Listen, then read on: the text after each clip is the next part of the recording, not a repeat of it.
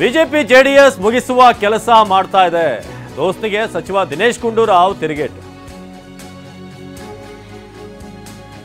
ಮೋದಿ ಬಂದರೂ ಎಚ್ಡಿಕೆ ಅವರನ್ನ ವೇದಿಕೆಗೆ ಕರೆಯಲಿಲ್ಲ. ಜೆಡಿಎಸ್ನವರು ಮಾತ್ರ ಇಲ್ಲಿಂದ ಡೆಲ್ಲಿಗೆ ಓಡಬೇಕು, ಏನಾದರೂ ಮಾತಾಡಬೇಕು ಅಂದ್ರೆ ಇಲ್ಲಿಂದ ಡೆಲ್ಲಿ ಹೋಗಲೇಬೇಕು. ಆದರೆ ಅವರು ಬಂದಾಗ ಮಾತ್ರ ಎಚ್ಡಿಕೆ ಅವ್ರನ್ನ ಅಟ್ಲೀಸ್ಟ್ ಒಂದು ವೇದಿಕೆಗಾದ್ರೂ ಕರಿಬೇಕಿತ್ತಲ್ಲ, ಅದನ್ನು ಕೂಡ ಮಾಡಲಿಲ್ಲ ಬಿಜೆಪಿ ಅವರು. ಅಂದ್ರೆ ಜೆಡಿಎಸ್ನ ಹಂತ ಹಂತವಾಗಿ ಮುಗಿಸೋ ಕೆಲಸ ಆಗ್ತಾ ಇದೆ. ಬಿ ಕುಮಾರಸ್ವಾಮಿ ಅವ್ರಿಗೆ ಈಗ ರಿಯಲೈಸ್ ಆಗ್ತಿದೆ ಅಂತ ಅನ್ಸುತ್ತೆ, ನಾವೇನು ತಪ್ಪು ಮಾಡ್ತಾ ಇದ್ದೀವಿ ಅಂತ. ಆದರೆ ಇಟ್ಸ್ ಟೂ ಲೇಟ್, ಭಾಳ ಲೇಟ್ ಆಗಿದೆ, ಸಮಯ ಭಾಳ ದೂರ ಬಂದ್ಬಿಟ್ಟಿದೆ ಅಂತ ಹೇಳಿದ್ದಾರೆ. ಈಗ ಜೆಡಿಎಸ್ ಬಿಜೆಪಿಯವರ ಕೈಯಲ್ಲಿ ಸಿಕ್ಕಾಕೊಂಡಿದೆ. ಈಗ ಒಂದ್ ಕಡೆ ಹೊರಗೆ ಬರೋಕ್ಕೂ ಆಗಲ್ಲ, ಒಳಗಿರೋಕ್ಕೂ ಆಗಲ್ಲ, ಅಂತ ಪರಿಸ್ಥಿತಿಯಲ್ಲಿ ಜೆಡಿಎಸ್ ಇದೆ ಅಂತ ದೋಸ್ತಿಗೆ ಸರಿಯಾಗಿ ಟಾಂಗ್ ಕೊಟ್ಟಿದ್ದಾರೆ ದಿನೇಶ್ ಗುಂಡೂರಾವ್. ಬಿಜೆಪಿ ಜೆಡಿಎಸ್ ಮುಗಿಸುವಂತ ಕೆಲಸ ಮಾಡ್ತಿದೆ ಅಂತ ಹೇಳಿದ್ದಾರೆ. ಜನತಾ ದಳವನ್ನ ಮುಗಿಸುವಂತ ಕೆಲಸ ಬಿಜೆಪಿ ಮಾಡ್ತಾ ಇದೆ, ಅದಂತೂ ಸ್ಪಷ್ಟ ಇದೆ.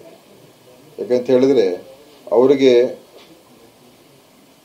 ಈ ರೀಜನಲ್ ಪಾರ್ಟೀಸ್ನ ಮುಗಿಸ್ಬೇಕು ಅಂತ ಬಿಜೆಪಿ ಅವ್ರದ್ದು ಇಡೀ ದೇಶದಲ್ಲಿ ಒಂದೇ ಪಕ್ಷ ಇರಬೇಕು ಅಂತ. ಕಾಂಗ್ರೆಸ್ನ ಮುಗಿಸ್ಬೇಕು ಅಂತ ಅದು ಬಿಡಿ, ನಾವು ಅವ್ರನ್ನ ವಿರೋಧಿಗಳು. ಇಡೀ ದೇಶದಲ್ಲಿ ಬೇರೆ ಯಾವ ಪಕ್ಷನೂ ಇರಬಾರ್ದು. ಸೊ ಅಂಥದ್ದಿದ್ದಾಗ ಜನತಾ ದಳನ ಯಾಕೆ ಬಿಡ್ತಾರೆ ಅವರು? ಇವತ್ತು ಕುಮಾರಸ್ವಾಮಿ ಅವರಾಗ್ಲಿ, ದೇವೇಗೌಡರಾಗ್ಲಿ ಪ್ರಧಾನಮಂತ್ರಿಗಳು ಕರ್ನಾಟಕಕ್ಕೆ ಬಂದರು, ಅವ್ರನ್ನ ಸ್ಟೇಜ್ಗೂ ಕೂಡ ಕರೀಲಿಲ್ಲ, ವೇದಿಕೆಗೂ ಕೂಡ ಕರೆಸಲಿಲ್ಲ. ಅದರಿಂದ ಯಾವ ಗೌರವ ಕೊಟ್ಟಿದ್ದಾರೆ ಅವ್ರಿಗೆ, ಯಾವ ಮರ್ಯಾದೆ ಕೊಟ್ಟಿದ್ದಾರೆ? ಇವ್ರು ಮಾತ್ರ ದೆಹಲಿಗೆ ಹೋಗ್ಬೇಕು, ಅವ್ರನ್ನ ಭೇಟಿ ಆಗ್ಬೇಕು. ಅವ್ರು ಬೆಂಗಳೂರು ಬಂದಾಗ ಇವ್ರನ್ನ ಕರೆಸ್ಬೋದಾಗಿತ್ತಲ್ಲ. ಆದರೆ ಜನತಾ ದಳವನ್ನು ಟೇಕ್ ಓವರ್ ಮಾಡುವಂತ ಕೆಲಸ ಬಿಜೆಪಿ ಮಾಡ್ತಾ ಇದೆ. ಬಹುಶಃ ಇದನ್ನ ಆ ತಪ್ಪು ಇವತ್ತು